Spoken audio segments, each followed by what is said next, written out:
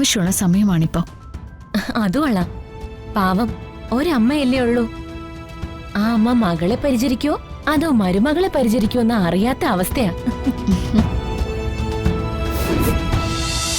ഇപ്പോ manager post ആയപ്പോ പലപ്പോഴും രാത്രി 9 മണിക്കാ വീട്ടിലെത്തുന്നത് പോലും. Sir, order. മനോജെ, കോഫിയോ ചായയോ? എന്തായാലും മതി. 2 കോഫി. Okay sir. അതായത് മനോജെ, ഞാൻ പറഞ്ഞു വന്നത് ഇപ്പൊ സമൂഹമായിട്ടൊന്നും എനിക്കൊരു ബന്ധവും ഇല്ലെന്നാ. ജീവിതം ഫുൾ ടൈം ബാങ്കിനകത്തായി. ഏതായാലും മനോജ് ഒരു കാര്യം പറഞ്ഞ സ്ഥിതിക്ക് ഞാൻ ശ്രമിക്കാം. എന്ത് ജോലി ഞാൻ ചെയ്യും. നിന്നോടല്ലാതെ തൽക്കാലം എനിക്ക് ഇത്ര അടുപ്പുള്ളൊരു ഫ്രണ്ട് ഇല്ല.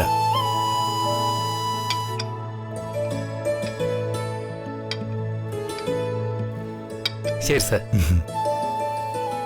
കോഫി കുടിക്ക്, എല്ലാം ശരിയാവും. കോഫി കുടിക്ക്.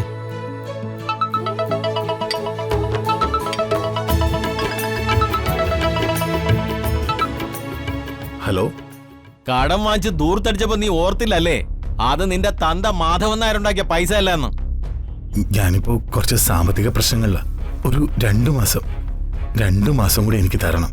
ഉറപ്പായിട്ട് അതിനുള്ളിൽ തരും. 2 മാസം പോയിട്ട് 2 ആഴ്ചത്തെ സമയം പോലും നിനക്ക് ഞാൻ തരില്ല. 48 മണിക്കൂർ, വെറും 48 മണിക്കൂറിനുള്ളിൽ നീ സെറ്റിൽ ചെയ്തിരിക്കണം. ഇനിയൊരു ഫോൺ വിളിയില്ല.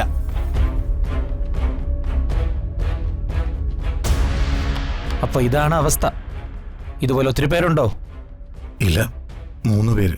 ഒരു ജോലിയുടെ കാര്യം ഞാൻ ശ്രമിക്കാം. ഇപ്പോ ക്യാഷ് വല്ലതും വേണമെങ്കിൽ ഒരു 10,000 15,000 ഞാൻ തരാം. അല്ലാതെ ലക്ഷങ്ങളൊന്നും തന്ന് സഹായിക്കാൻ എന്റെ കയ്യിലില്ലടാ. വേണ്ട, പിടിച്ചു നിൽക്കാൻ തൽക്കാലം എനിക്കൊരു ജോലി ശരിയാക്കി തന്നാ മതി. അല്ലാതെ പൈസയൊന്നും വേണ്ട. ഇതുകൊണ്ടൊന്നും നീ തളർന്നു പോവല്ലേ. പ്രശ്നങ്ങളില്ലാത്ത ജീവിതത്തിലെ ഒരർത്ഥവും ഇല്ല. നമ്മുടെ ജീവിതത്തിലെ ഇത്തരം പ്രതിസന്ധികളായിരിക്കും വിജയത്തിലേക്കുള്ള യാത്രയുടെ ആദ്യത്തെ കാൽവെപ്പ്.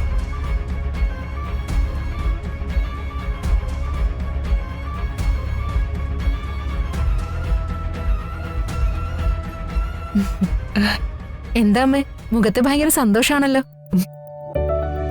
മീനാക്ഷി അമ്മായിയമ്മയെ സന്തോഷിപ്പിച്ചാ വിട്ടേന്ന് തോന്നുന്നു.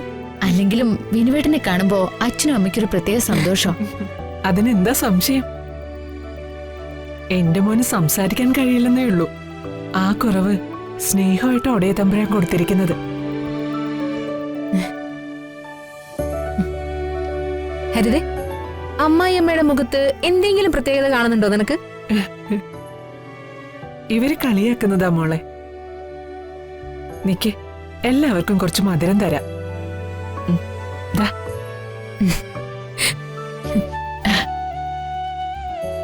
സുചിത്രടുത്ത് പറഞ്ഞാല് എന്തോ കാര്യമുണ്ടെന്ന് എനിക്കും തോന്നുന്നു. എന്താ അമ്മേ കാര്യം? എന്നാ കാര്യമുണ്ടെന്ന് കൂട്ടിക്കോ. നമ്മുടെ കുടുംബത്തിലേക്ക് ഒരാളും കൂടി വരാൻ പോന്നു. അതാരാ? ഒരു കുഞ്ഞതിഥി. സുചിത്രടുത്തി,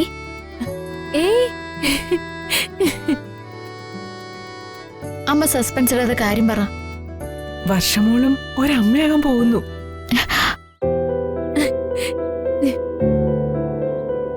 വർഷമോള് വിളിച്ചിരുന്നു. ഇനി അച്ഛനും അമ്മയ്ക്ക് എന്ത് വേണം?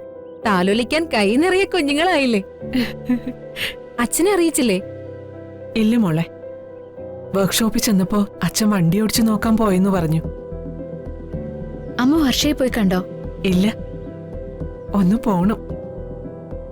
വിക്രമിന്റെ ഡോക്ടറുടെ നിർദ്ദേശപ്രകാരം അധികം സന്ദർശകര് പാടില്ലെന്നാ പറഞ്ഞത്.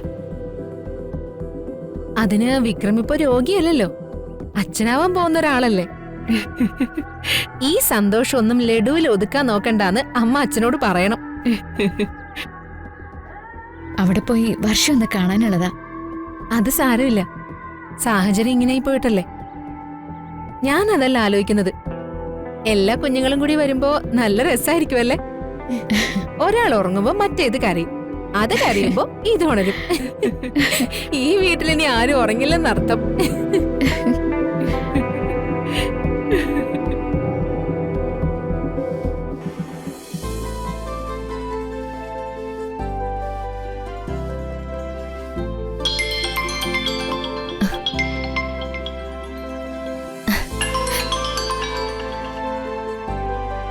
മോളെ, അമ്മ പറഞ്ഞ വിശേഷമൊക്കെ അറിഞ്ഞു. സത്യം പറഞ്ഞ ചേച്ചിക്ക് സന്തോഷിക്കണോ സങ്കടപ്പെടണോ എന്ന് അറിയാൻ പറ്റാത്ത അവസ്ഥയാ. അതെന്താ വന്ദനേച്ചി അങ്ങനെ പറഞ്ഞത്? അത് അങ്ങനെയാ മോളെ, അനുഭവങ്ങളിലെ പാഠങ്ങള്. ചേച്ചി ഉദ്ദേശിക്കുന്നത് എന്താണെന്ന് എനിക്ക് മനസ്സിലാവുന്നില്ല. വന്ദനേച്ചി, ഒരു മൂത്തമ്മ ആകുന്നതിൽ സന്തോഷിക്കേണ്ട സമയത്ത് സങ്കടം തോന്നുന്നൊക്കെ പറയുമ്പോ. മോളെ, അതല്ല വിക്രം, എനിക്കെന്തോ എനിക്ക് തോന്നി അതായിരിക്കും വന്ദനേച്ചിയുടെ ടെൻഷൻ എന്ന്. ചേച്ചി, വിക്രമേട്ടൻ നിങ്ങളാരും ഇവിടെ വരണ്ടാന്നൊന്നും വിലക്കിയിട്ടൊന്നുമില്ല. ഡോക്ടറുടെ അഭിപ്രായമായിരുന്നു അത്. വെറുതെ ഇൻഫെക്ഷൻ ഉണ്ടാകരുതെന്ന് കരുതിയാ ഡോക്ടർ അങ്ങനെയൊക്കെ പറഞ്ഞത്. അതിന് ഡോക്ടറെ ഏട്ടൻ ഒരുപാട് വഴക്കൊക്കെ പറഞ്ഞു. ഏട്ടന്റെ സ്വഭാവത്തില് ഇപ്പൊ ഒരുപാട് മാറ്റമുണ്ട് ചേച്ചി. എന്നെ ഇപ്പോ ഭയങ്കര ജീവനാ. മോളെ, നീ അന്ന് വന്നപ്പോ ഒന്ന് സ്വസ്ഥമായിട്ട് സംസാരിക്കാൻ കൂടി പറ്റിയില്ല. തറക്കല്ലിടീലിന്റെ തിരക്കിലായിരുന്നല്ലോ. എനിക്കും. ഞാൻ അങ്ങോട്ട് വരുന്നുണ്ട് ചേച്ചി, എല്ലാരെയും കാണണമെന്നുണ്ട്. ഏട്ടനെ ഒറ്റയ്ക്കാക്കി പോരുന്ന ഡോക്ടർ പറഞ്ഞിട്ടുണ്ട്. അതാ കൂടെ കൂട്ടാന്ന് വെച്ചാ ഈ വീട്ടിൽ നിന്ന് ഇറങ്ങി കിട്ടിയ ആൾ ഓഫീസിലേക്ക് പോവും. കുഴപ്പമില്ല, എന്തായാലും ആരോഗ്യം ശ്രദ്ധിക്കണം. ഒരമ്മയുടെ പരിചരണം ആവശ്യമുള്ള സമയമാണിപ്പോ. അതുകൊള്ള പാവം ഒരമ്മയല്ലേ ഉള്ളൂ. ആ അമ്മ മകളെ പരിചരിക്കോ അതോ മരുമകളെ പരിചരിക്കോ എന്ന് അറിയാത്ത അവസ്ഥയാ.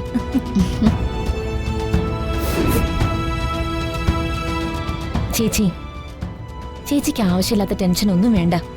ഏട്ടനിപ്പോ നല്ലൊരു മാതൃക കെട്ടിയോന്. ഇത് മാത്രം കേട്ടാ മതി എനിക്ക്. മോള് ഫോൺ വെച്ചോ. ശരി ചേച്ചി.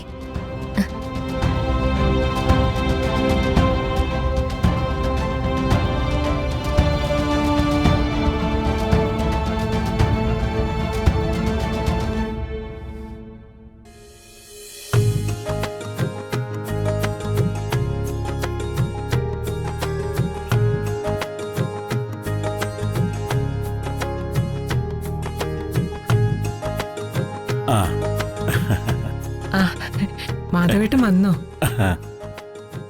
എന്താ ചന്ദ്രു ഇത്രയും നാളില്ലാത്തൊരു കണക്കുകൂട്ടലൊക്കെ? എന്താ മാധവേട്ട കയ്യിലൊരു ബാഗ്? ഇതാ പിടിക്കേ.